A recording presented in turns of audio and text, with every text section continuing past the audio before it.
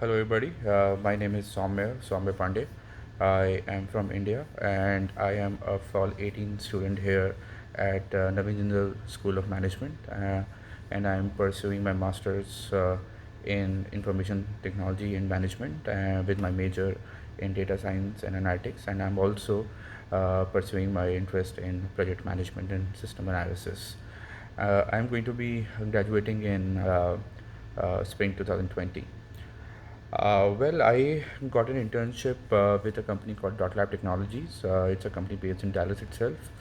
It's a relatively new company, small company, and I am working here as uh, a technology analyst intern, wherein my job entails things around business systems analysis, uh, project management, and service delivery. So a part of my job is to work on new client proposals and work with the architects and developers and sales teams to bid on projects, and so that is where a lot of scoping is involved. And then obviously the second part of it is project management, wherein the projects are already in execution and support them with day-to-day activities. And the third part of it is to ensure timely delivery, and then make sure to interact with clients and projects are running smoothly. In order to build a good resume, uh, so one must be very, very clear with what interests they have. Let's say you have, before your master's, or you have certain experience in a different field and you are applying for, let's say, data analytics. So you want to ensure that your resume is aligned to your focus only in data science or data analytics, and you should highlight more of your academic projects that you have done or any other research work that you have done only related to data science analytics. Because if you show at other areas as well, it can get confusing for the interviewer or the system that is screening you, and your resume might not even get picked for an interview round.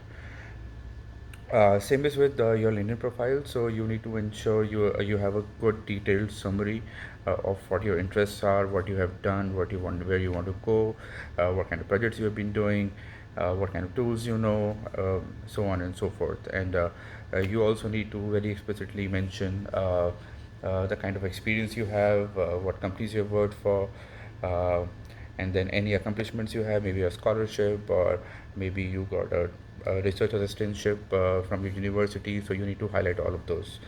And then also try to ensure that you can get some recommendations, maybe from your peer students who you have maybe worked on a project on some projects with, maybe your professors, maybe your previous employers or your colleagues, maybe your undergrad professor. So any number of recommendations is, the more the better, because that clearly shows that you have been doing something and you have been contributing, not just for yourself but also in other people's lives, maybe your supervisors or your peers.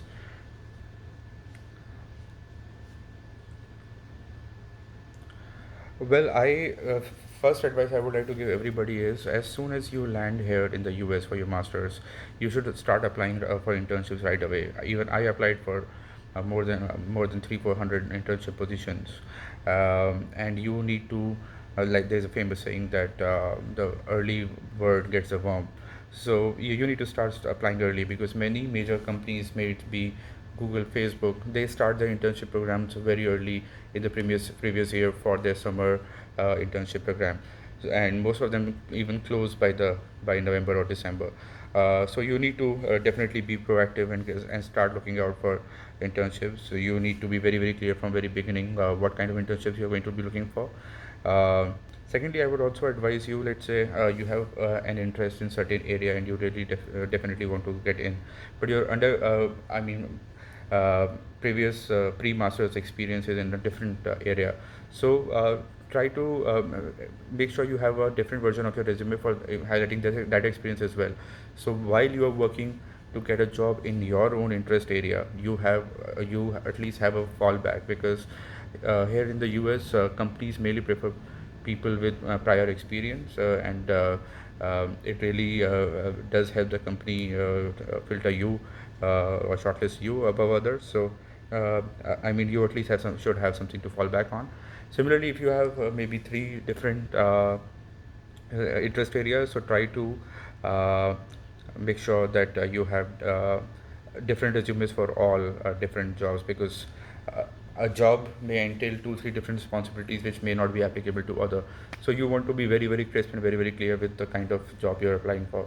Plus you need to write a very strong cover letter with every application you're submitting, so uh, the the the the person reviewing your, the recruiter or the person reviewing your or your resume should knows that okay, this is how you are trying to align your own career goals or your skills to our job requirement, which you have already gone through in the JD. Well, and I would also suggest that you start networking early, uh, because networking is really what has helped a lot of people get jobs here. Uh, may it be through LinkedIn, or you go to career fairs or software meetups. Uh, as much as you can do, because many people, many friends you make maybe at the university will get placed somewhere, so it will not only help you in the initial run to get your first job, but also in later, when they have a requirement and they remember, okay, this guy was good in certain skills, so they can definitely reach out to you. uh, so I guess, yeah, this is a very quick video on the kind of points that I have, which I would quickly wanted to highlight. Thank you. Bye bye.